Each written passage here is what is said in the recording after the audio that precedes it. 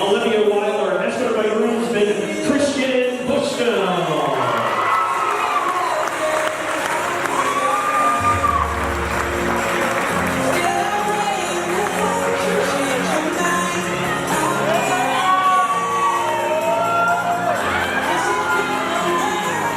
Let's give a nice round of applause and welcome bridesmaid Molly McCormick, escorted by groomsman Nate Onen.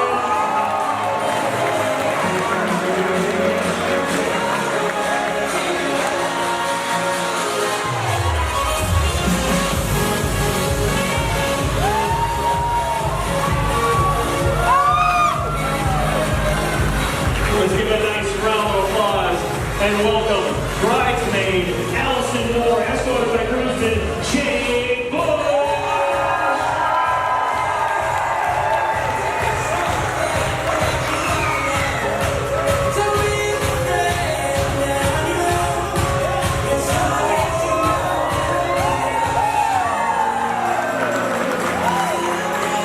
Please put your hands together and welcome bridesmaid Lauren Kushner, escorted by groomsman Jason Kroll.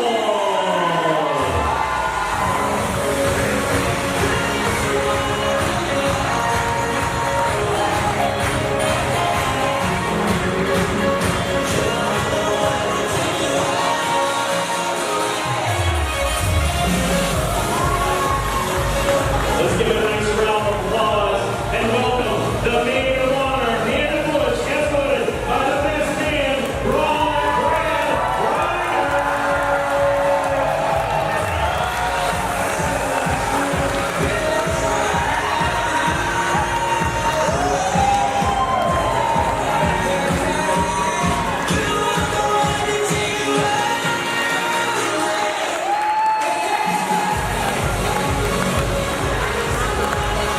And now, for the time we have waited for all day long, please put your hands together and welcome, for the first time in public, the new Mr. and Mrs. Steve and Sarah Mahoney.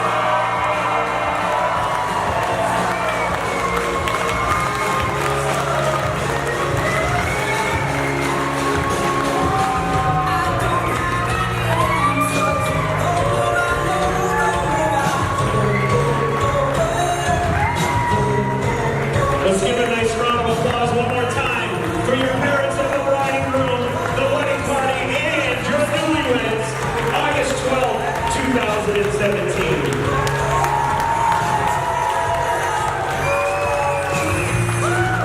And now, if anyone would like to grab our camera and a loved one and join the couple in the cutting of the cake ceremony.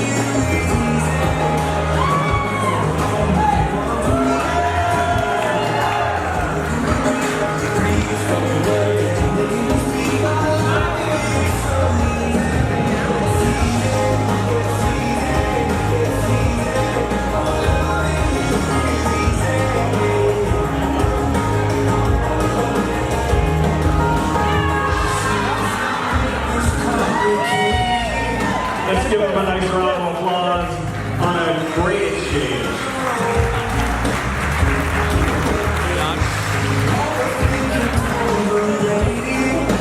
Something that you should know. Let me come breathe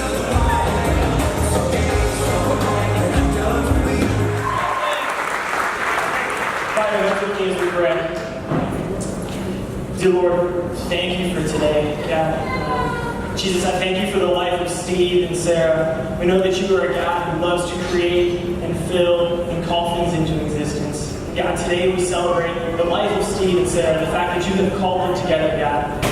pray for their marriage, Lord. I pray for the next 20 years, 30 years, Lord, the time that they have together. God, may you be in the midst of it. May you be sweeter than anything they ever taste. Lord, please bless this food of our bodies and bless our conversation. And let us celebrate tonight. Let us celebrate the life of these two. Pray this in your name. Amen. For those of you who don't know me, my name is Hannah, and I'm his beautiful bride's proud big sister and maid of honor. I'd like to start by thanking you all for being here tonight. I know some of you have come from so far, but I know no matter the distance, it means so much to Sarah and Steve that you're all here with them tonight. To my parents and the Mahalics, thank you for such a wonderful evening and weekend. Thank you for raising two amazing children that we are able to witness in their marriage today. And thank you for the open bar that helps make this a little bit easier.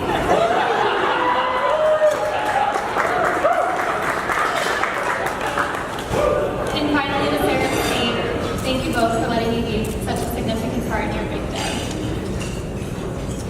It really has been a perfect day. I mean, have you ever seen a more beautiful bride?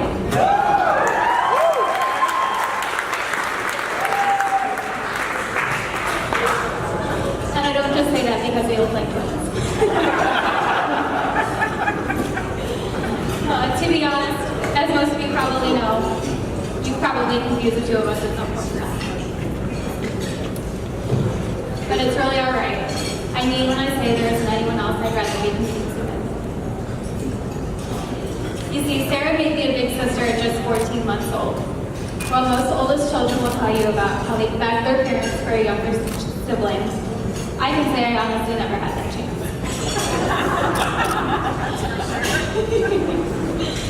I've had a younger sister for as long as I can remember.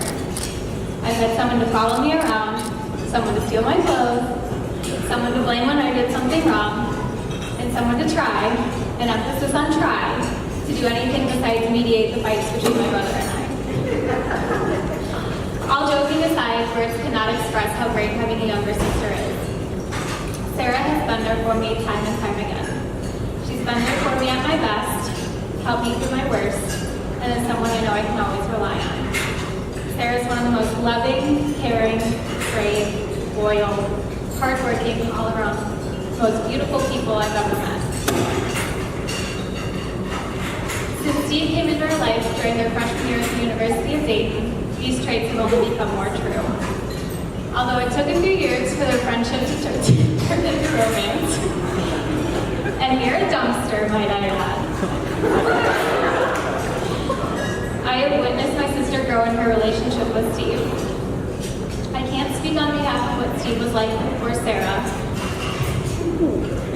but I do know I see in my sister a woman who is more confident, more grounded, and overall happier than I've ever seen her before. It is undeniable the amount of love, respect, and genuine friendship the two of you share. And it doesn't take much more than looking at the two of you together to know you truly are meant to be together. Steve.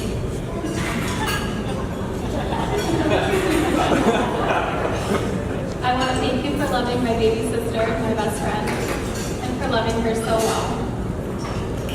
On behalf of my entire family, we are so excited to welcome you and yours to ours. I'm blessed to call you my big brother, and I can't wait to see what the future holds for both of you. I love you guys.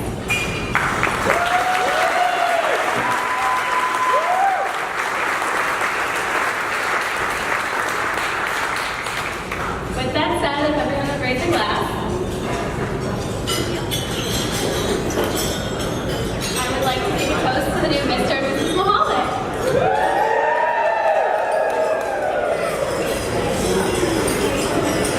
So I want to start off by saying, she kept telling me that her speech was like less than 3 minutes, and she just crushed it, and now I'm left up here like freaking out even more. But to Steve, I'm going to start this off with, if I roll a 4 right now, I'm doing my long speech. It's only one, but I'm doing it anyways. So, hi everybody, thanks for being here. My name's Brad. I am blessed to be Steve's best man. I actually went to college with Steve. We met in freshman year on Griddell. We were all extremely close. As you see this table over here, it's literally right there. I wanted to start off by thanking the Mahalics and the Bushes. This whole weekend from Thursday on has been absolutely amazing. I can't thank you guys enough. The two of them deserved such a perfect weekend, and you guys delivered without any doubt. So thank you so much. I also want to thank Steve. I had on here before he killed that Buzz playlist, but I mean, it wasn't that great, so I guess I'll still say thank you because that was like your big part in the wedding, so thanks. I say that because Steve decided to propose to Sarah and then literally take off to California for 18 months and left Sarah with all the dirty work. So this next part, I really want to have everybody understand how amazing Sarah has been. Not only for the 6 years I've known her, but the last 18 months sums it up. So she had to not only work to plan this wedding out, but she has been trying to become a PA. She's been going through school and clinicals, which that's got to be ridiculously hard as it is. Then on top of that, she went house hunting for Steve and Sarah and picked them out the perfect starter house. Steve's still in California, by the way. She's doing all this with just the help of her family. So then she also managed to keep their relationship as strong as it has ever been. I mean, the two of them, you would think moving across the country that they might fall apart or something weird might happen, but no, these two got so much stronger being so far apart, and it was so awesome to see.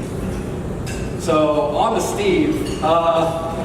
Freshman year, like I said, we were all so close on Gradell. But Steve had literally the same exact outfit that he wore every single day, and I really don't know why everybody like loved Steve so much. It's like you would think like he would be smelly and like you would judge his outfit. This outfit like wasn't like a classic like shirt and shorts normal thing. No, not Steve. Steve wore a tie-dye tank top and a Mickey Mouse hat that he didn't even put like wear normally. He wore it backwards and it would like be covering half his head. And that was literally every single day that he would look like that. I mean, I guess that was a step up from junior year when he just switched to not even wearing a shirt. Steve would get back from class and just take off his shirt and sit down on the couch like nothing was wrong. Freshman year, we had a lot of great memories on the floor. Whether it be Halloween when we knew each other for 2 months and we all decided to dress as babies, wearing literally just diapers and little toddler shirts, or when we decided to watch a full TV series in one night.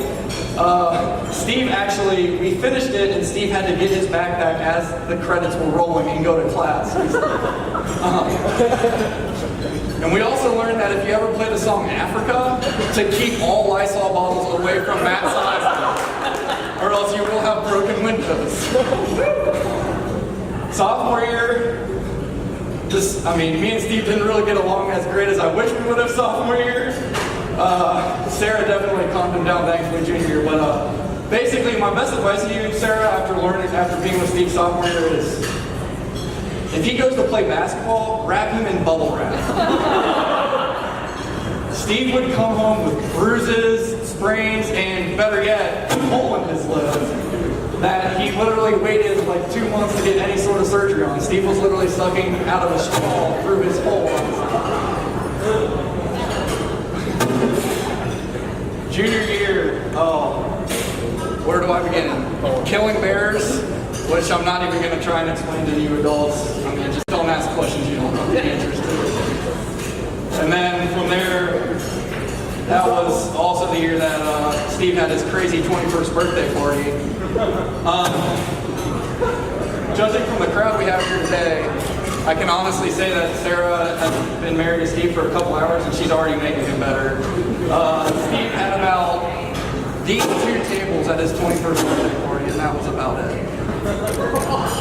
I say this, and you guys might think I'm being really mean, but beforehand, Steve was telling us and made us move all of our furniture out of our house and into the yard and put tarps over it because he was expecting such a crazy turnout and a crazy party. We spent a few hours moving all of our furniture outside for this crazy party, and it was probably about 15 people that showed up. Alright, so enough of the roast. Senior year was definitely the year that me and Steve became best friends.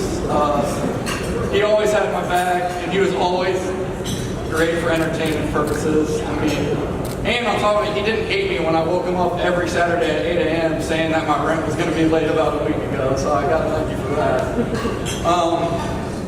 But senior year was also known for the game of fours. So that dice, the reason I rolled it was because, simple enough, you pick somebody out and you say, if I roll 4, you got to do it. You roll a 3, you got to do it. Well, usually you do stupid stuff like that, or you got to drink, you know. Not Steve, no. Steve decided that he was going to challenge people, and he ended up getting the darkest spray tan that a spray tan place could offer. And he had to dye his hair blonde, and they didn't dye it, they bleached it. So Steve's hair was blonde for a good month. I guess you could take it as he was true to his word. I mean, Sarah, he'll be very loyal.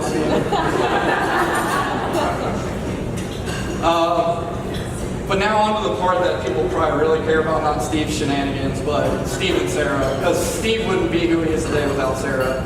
Sarah mellows Steve out so much, and I can't thank you enough for that. I mean, I guess Mr. and Mrs. Mahalik should be thankful too, because I don't know if Steve would have made it through college without Sarah. But anyway, so freshman year, we all knew that Steve was obsessed with Sarah because the day, or probably like 30 minutes after Steve met Sarah, he comes to everybody on our floor and says, "Oh, that girl in the pink shirt, that's the one, guys. That girl in that pink shirt, she's mine." We're like, "All right, whatever, Steve. Like, you think what you want, man." And he kept trying, and he actually even drugged me. It was supposed to be a girls' dinner for Sarah's birthday, and somehow Steve got an invite freshman year.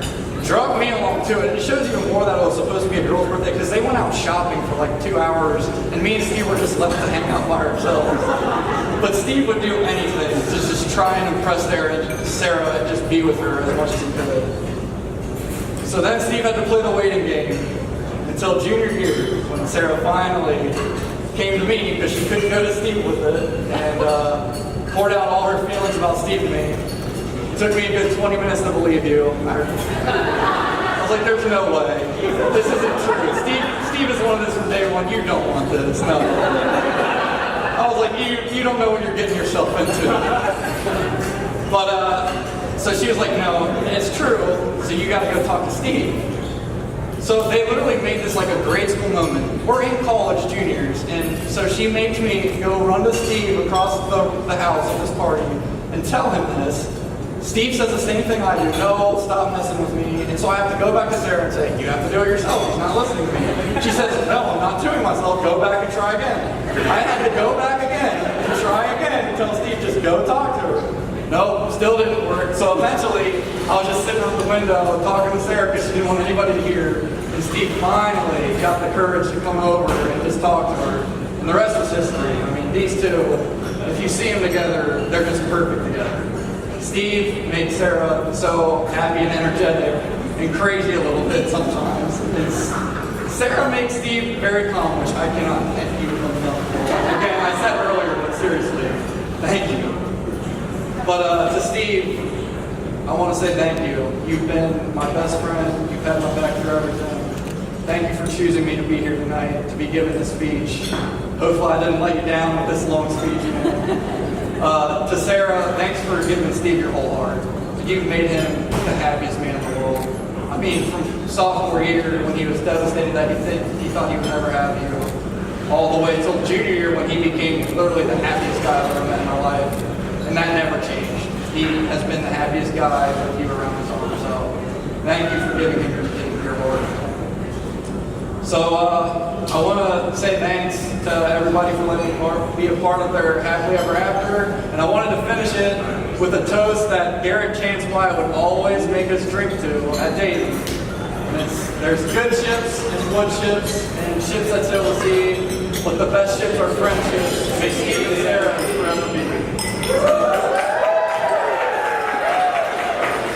All right, Brad, Anna, you guys are awesome.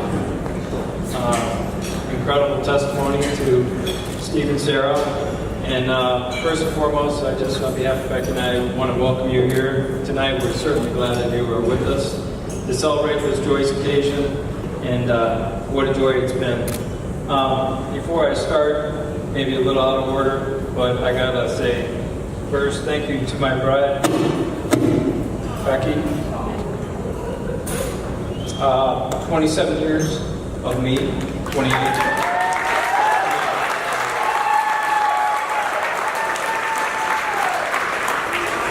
Steve, you know me for a couple years, right? That's a hell of an accomplishment. Right? But she's actually absolutely been incredible through this whole process. She's done more for today than anybody will ever imagine. I mean, Brad kind of led to it about the California, Dayton, the whole PA aspect. But I would just want to say to my bride that you are our family's rock. So, on to Mike and Sherry. Last night was just incredible. We had a reception, rehearsal dinner afterwards at the House of Blues. It was a great time. And I mean, it was a perfect night. Food was great. Fellowship was fantastic.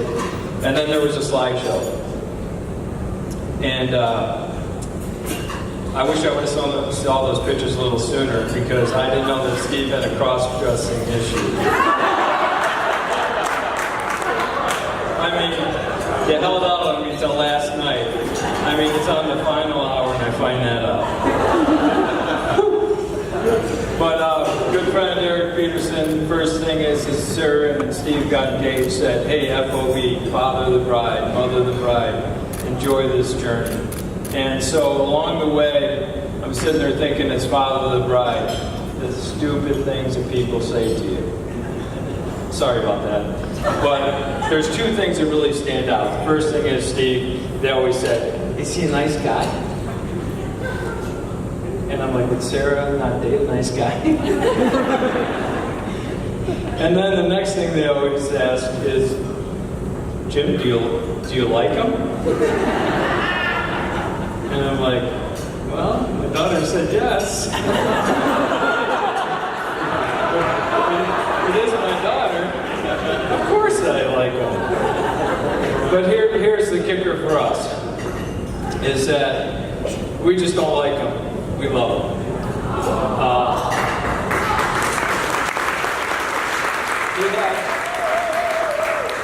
He had a moment where he called me on like a Tuesday and said, hey, Jim, I'm up here, on some studies later in the week, and I'll be driving through Cleveland. Hey, you got time for lunch? And I'm like, yeah, sure, Steve. And I'm sitting there going, oh boy, this is the ask.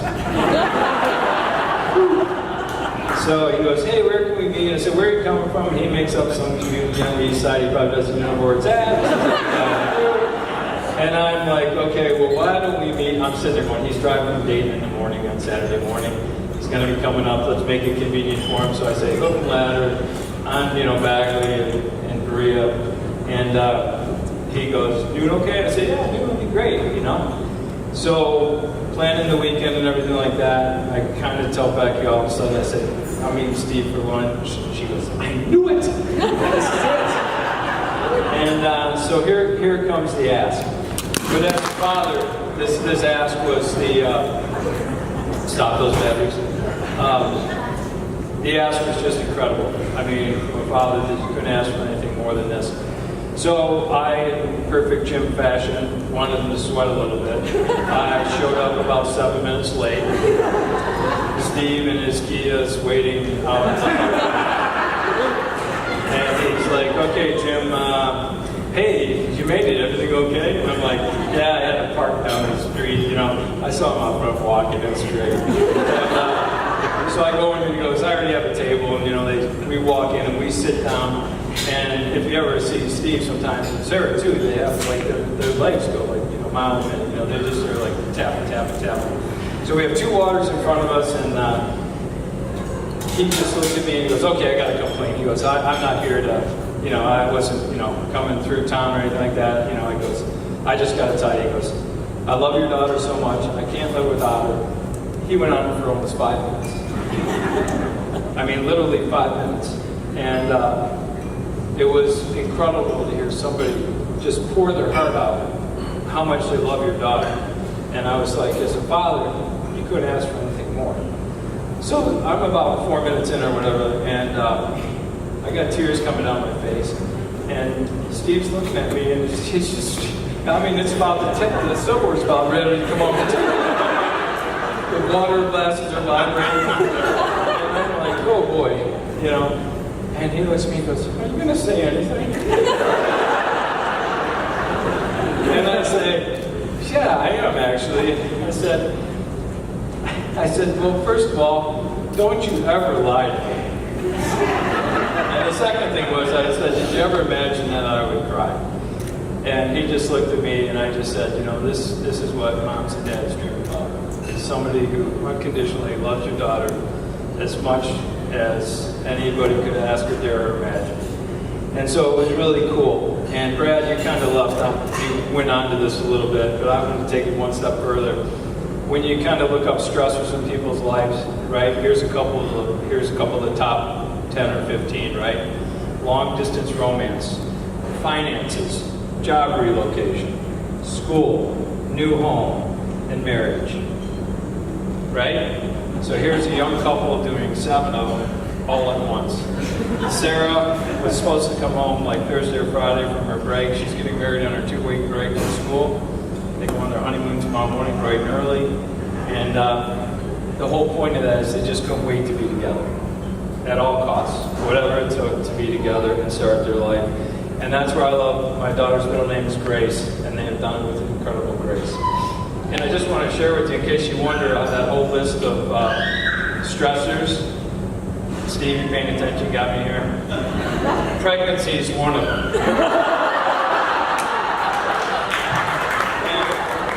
And this has been a tough 4 days, so I mean, we're not quite there yet. But, I mean, that's right there. That actually makes the top 10 list. But today is really a day that I look around this room. You know, I look at all their dating friends. I look at the Mahalik family. I look at our family and just everybody that's out here. You know, all the people that are important to us and to Steve and Sarah. And so really today is the day that is shared by our faith, our family, and our friends. And that's always been kind of our family mantra, and they know it very well. And you know, as I look around too, I know that just an important person that's not here as well, but she's here in so many ways and so many of us. And you can all kind of just take a moment and just think to yourselves, Mahaliks probably didn't know my mom, but Grandma Marcy would have loved this day. And so we certainly are thinking of her on this day, and just the many special people as we look at the memorial table that have gone before us. So Steve and Sarah, I know that we're at the end here of my little toast, but you know, when I talked to Becky and I said, is there anything that that you would want to share? And she goes, Jim, they're just absolutely better together, right? The second song tonight was Better Together, right? And you know, as we look at that, the great thing is they also make each other better. So Becky, would you come out here with a glass with me and get ready to raise a toast?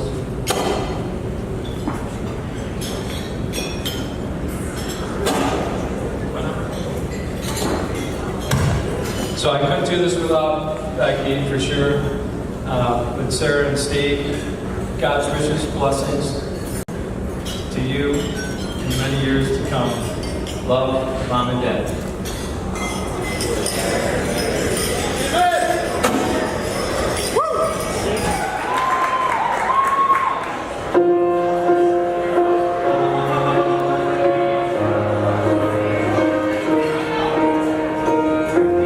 What would I do without your smart mouth? Drawing me in, you kicking me out.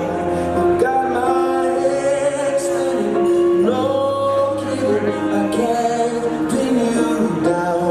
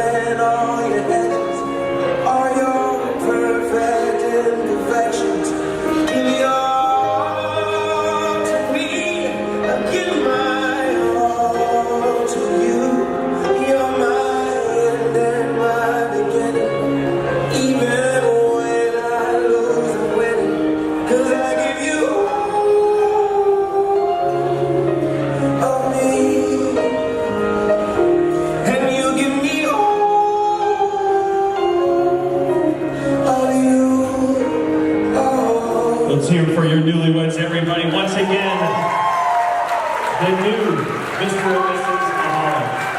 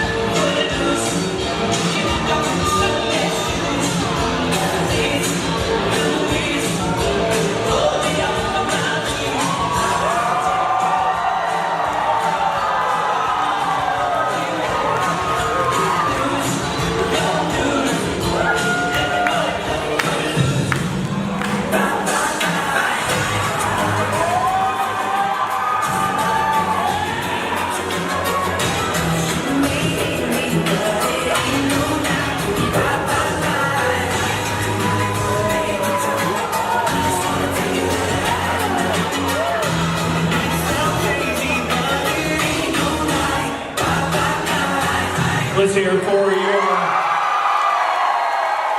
Sherry and her son Steve. Standing ovation on our great dance.